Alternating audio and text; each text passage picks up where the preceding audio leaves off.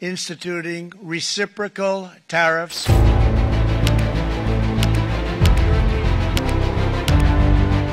আকাশে যেন দেখা যাচ্ছে ঝড়ের পূর্বাভাস, কিন্তু এ ঝড় প্রকৃতির নয়, এটি অর্থনীতির, রাজনীতির ও প্রতিশোধের এক তীব্র গর্জন। সম্প্রতি যুক্তরাষ্ট্রের প্রেসিডেন্ট ডোনাল্ড ট্রাম্প ঘোষণা দিয়েছেন ৫ এপ্রিল থেকে সব আমদানি পণ্যের উপর বসবে ১০% শুল্ক, আর ৯ এপ্রিল থেকে প্রায় ৬০টি দেশের উপর ধার্য করা হবে আরও বড় সর্বোচ্চ ৫০% পর্যন্ত শুল্ক, যেখানে চীন, ইউরোপ, জাপান এমনকি কোনো ঘনিষ্ঠ মিত্রও পাবে না রেহাই।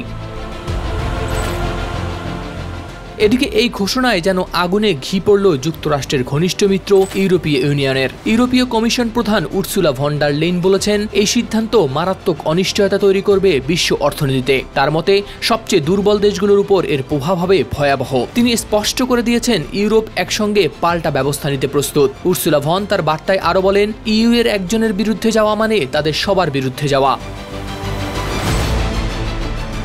যুক্তরাষ্ট্রের প্রধান অর্থনৈতিক প্রতিপক্ষ চীনও কিন্তু থেমে নেই। তাদের পণ্যের উপর ট্রাম্প নতুন করে চাপিয়েছেন ৩৪% শুল্ক, সব মিলিয়ে মোট ৫৪%। চীনের বাণিজ্য মন্ত্রণালয় জানিয়ে দিয়েছে, এই শুল্ক অবিলম্বে বাতিল না হলে তারাও জানাবেন শক্ত প্রতিক্রিয়া। তাদের ভাষায়, নিজেদের অধিকার ও স্বার্থ রক্ষায় তারা পিছপা হবেন না। এদিকে চীনের পার্শ্ববর্তী দেশ তাইওয়ান, দক্ষিণ কোরিয়া ও জাপান, তাদের প্রায় সবাই বলছে এই শুল্ক অযৌক্তিক, অন্যায্য আর চুক্তিভঙ্গের মতো আচরণ। তাইওয়ানের প্রধানমন্ত্রী চো জংতাই জানিয়ে দিয়েছেন, তাদের সরকার জানাবে এর কড়া প্রতিবাদ। দক্ষিণ কোরিয়ার প্রেসিডেন্ট তো এটিকে আখ্যা দিয়েছেন সরাসরি বাণিজ্য যুদ্ধ বলে। এদিকে ইউরোপের দেশসমূহের মধ্যেও চলছে তীব্র ক্ষোভ। ইতালির প্রধানমন্ত্রী বলেছেন, এই সিদ্ধান্ত ভুল। স্পেন জানিয়েছে তারা থাকবেন মুক্তবাজারের পক্ষেই। আয়ারল্যান্ড বলছে এই সিদ্ধান্তে কারোই হবে না কোনো লাভ। আর ফ্রান্স তো আরও এক ধাপ এগিয়ে। প্রেসিডেন্ট ম্যাক্রন বসেছেন ভুক্তভোগী ব্যবসায়ীদের সঙ্গে, পরিকল্পনা করছেন পরিস্থিতির মোকাবিলায় রণকৌশল তৈরির।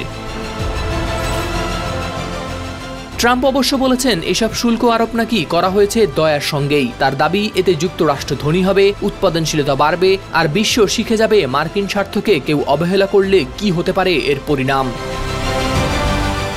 হরদার শামীম, RTV।